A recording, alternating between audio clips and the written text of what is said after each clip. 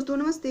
आज हम BEd second year 7th paper से 1813 के आज्ञा पत्र की मुख्य धाराएं तथा इस आज्ञा पत्र का शिक्षा क्षेत्र में प्रभाव और परिणाम को देखेंगे। इससे आप लॉन्ग और शॉर्ट, लघु और दीर्घोत्तरीय दोनों तरह के प्रश्नों को हल कर सकते हैं। तो अगर आपने मेरे चैनल को सब्सक्राइब नहीं किया, सब्सक्राइब करें। सब्सक्राइब करने से आप मेरे से जुड़ जाते हैं। तो आइए देखते हैं 1813 के आज्ञा पत्र को। इसको हमने दो भागों में बांट दिया है, पुनरावर्तन क्रिया और आज्ञा पत्र की धारा की विशेषताएं। इस तरह से दो भागों में बांट दिया है। अब पुनरावर्तन क्रिया को देखेंगे।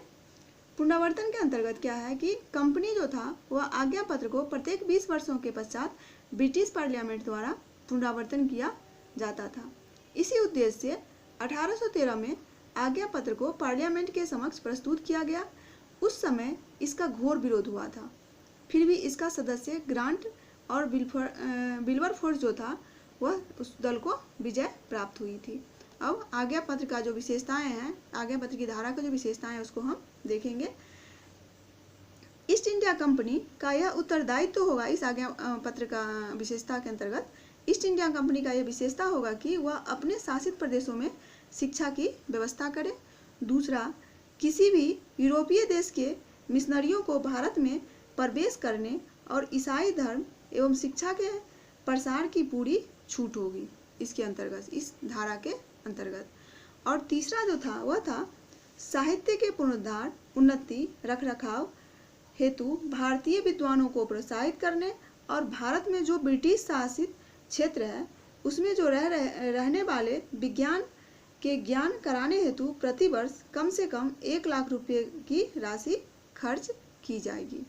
तो इस आज्ञा पत्र का यह मुख्य रूप से 3 विशेषता थी।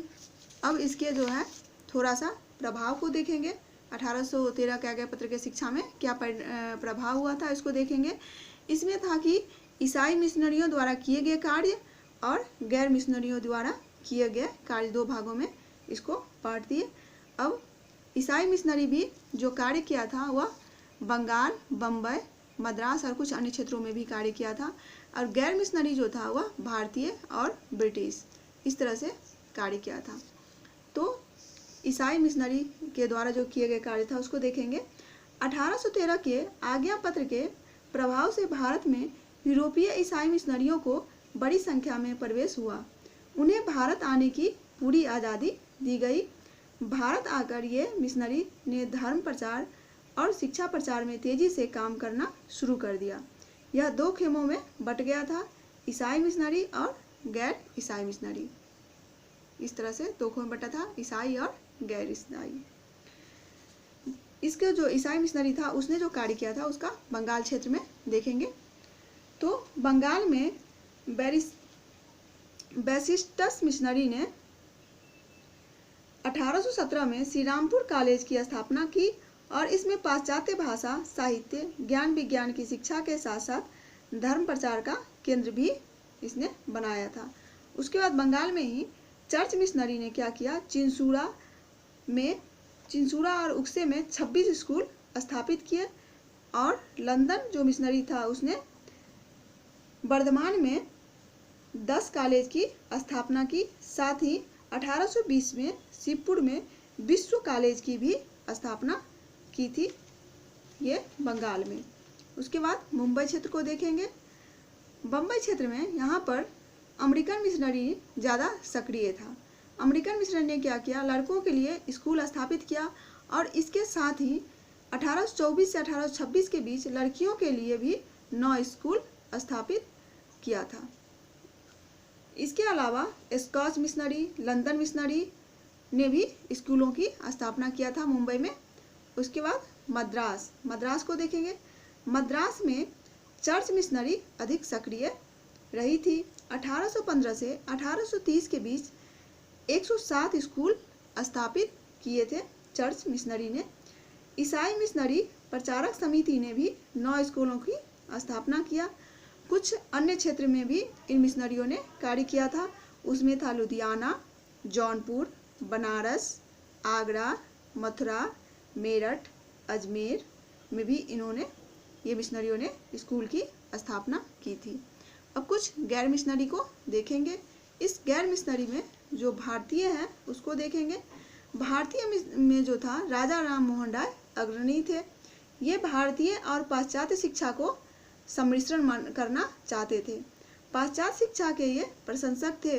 इनका मानना थे, राजा राम मोहन राय को जो मानते थे कि अगर भारतीयों की भौतिक उन्नति करना है तो इसमें पाश्चात्य शिक्षा, भारतीयों को पाश्चात्य शिक्षा ग्रहण करना जरूरी है। राजा राम मोहन राय ने 1817 में कलकत्ता में क्या किया, हिंदू कॉलेज की स्थापना की। इसका मुख्य उद्देश्य था, उनका जो यह उद्देश्य था हिंदू कॉलेज की, उसमें जो था हिंदू जाति के बच्चों को उच्च स्तर की शिक्षा प्रदान करना था। कलकत्ता समाज की, इसके साथ ही उसने राजा राम मोहन ने क्या किया, कलकत्ता समाज की भी स्थापना किया। और ये जो कलकत्ता समाज था उसका काम था सस्ते मूल्य पर पाठ्य पुस्तकें तैयार करना। 1819 में कलकत्ता विश्वविद्यालय समाज की भी स्थापना इन्होंने की। इसी कारण से ये जो शिक्षा के क्षेत्र में राजा राम मोहन राय ने इतना काम किया, इसके कारण इन्हें जो है भारतीय, राजा राम मोहन राय को भारतीय समाज में पुनर्जागरण का पिता कहा गया। इसके बाद राजा राम मोहन राय के अलावा जो भारतीय थे उसमें श्री जयनारायण घोषाल, पंडित गंगाधर शास्त्री का भी योगदान जो था वह प्रशंसनीय था। इन लोगों ने पैसे दे करके विद्यालय की स्थापना की थी। उसके बाद ब्रिटिश जो है गैर मिशनरी, उसको देखेंगे। ब्रिटिश गैर मिशनरी ने क्या किया था। ब्रिटिश गैर मिशनरियों ने पूना संस्कृत कॉलेज की स्थापना किया। जब 1818 में अंग्रेजों ने अंतिम पेशवा का अंत किया था, तब उसे पता चला कि जो पेशवागण था वह क्या करता था, दक्षिणा के कोष से 5 लाख रुपया प्रति वर्ष ब्राह्मणों को दक्षिणा के रूप में देता था। कौन? पेशवा। तो तब क्या किया, एलिफिस्टन जो था वह दक्षिणा के कोष से कुछ अंश को लिया और इसकी सहायता से 1821 में पूना संस्कृत कॉलेज की स्थापना कर डाला। तो इसका जो मुख्य कारण था और उद्देश्य था वह था दक्षिण के जो प्रभावशाली ब्राह्मण थे उसको संतुष्ट करना और पाश्चात्य शिक्षा और ज्ञान विज्ञान की शिक्षा की व्यवस्था करना था। यह ब्रिटिश जो गैर ब्रिटिश मिशनरी ने कार्य किया था उसका उद्देश्य था। अब थोड़ा देखेंगे 1813 के आज्ञा पत्र का जो परिणाम हुआ उसको देखेंगे।